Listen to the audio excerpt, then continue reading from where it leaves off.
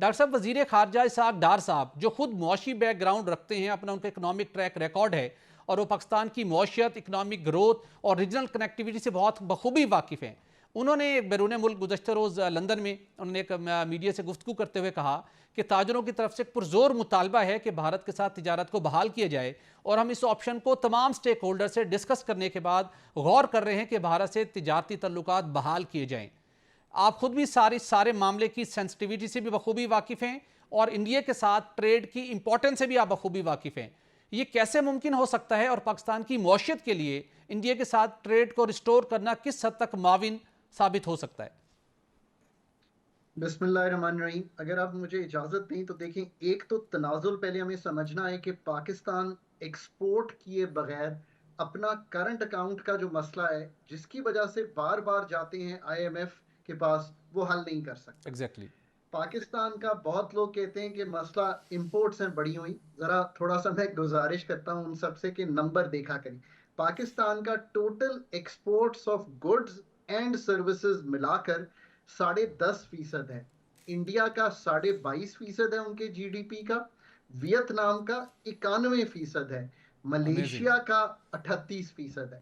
सो पहले तो ये हमने तय कर लिया कि Pakistan this balance of payments का जो चैलेंज और वो फिर क्राइसिस बनता है, and 24th time back to the IMF is because हम दुनिया को कुछ बेचने की काबिलियत जो है वो नहीं रखते।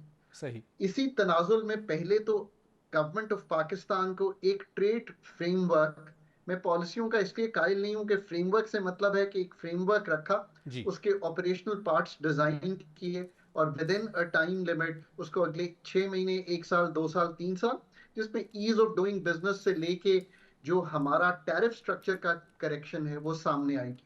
देखिए, ये बात मैंने इसलिए सामने रखी है कि ये जो एशियन टाइगर और ये सब चीजें, मैं इनमें बिलीव नहीं करता और पाकिस्तान वहां खड़ा नहीं है। अब इसी तनाजुल में एक तनाजुल ये है जी। कि यूरोप की जो इंटीग्रेशन है ट्रेड के लिहाज से वो हम 60% कहते हैं। ईस्ट एशियन मिरेकल के होने में एक बहुत बड़ा ये है कि आसियान बनी, और इस वक्त ईस्ट एशियन जो सोसाइटीज हैं वो तकरीबन 35 से 40% जी। ट्रेड के हुजम में आपस में हैं।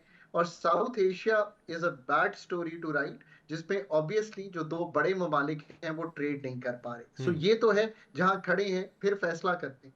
पर ये स्टोरी तो जरा डिफिकल्ट ये। साइड है ना, जो हमारी राइट जी। साइड है। एक आसान स्टोरी में आपने क्या किया, जी आपकी क्या जो सर, ये साउथ जरूर बताइए जो इंडिया के कार। साथ ट्रेड कितनी हमारे लिए मुवाफिक है, हमें सस्ते दाम पर मिल सकती है, और ये स्पेशली करंट अकाउंट डेफिसिट के हवाले से आपने बात की, उस हवाले से हमें किस हद तक सूट करती है?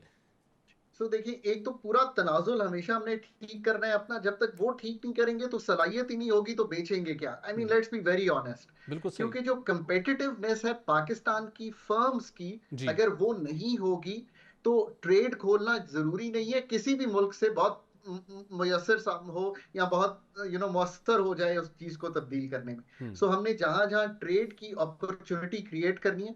सो ट्रेडिशनली ये क्या रूट है, देखिए ना।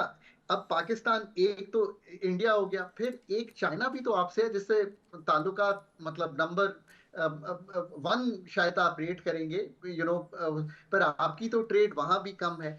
अब आप आ जाइए कार कंट्रीज में, जिससे आपने एनर्जी लेनी है और बहुत कुछ बेच सकते हैं, वहां भी कम है। ईरान, ये तो वो चीजें हैं ना जो अभी किसी डिस्प्यूट में नहीं है और हम जी। कर सकते हैं।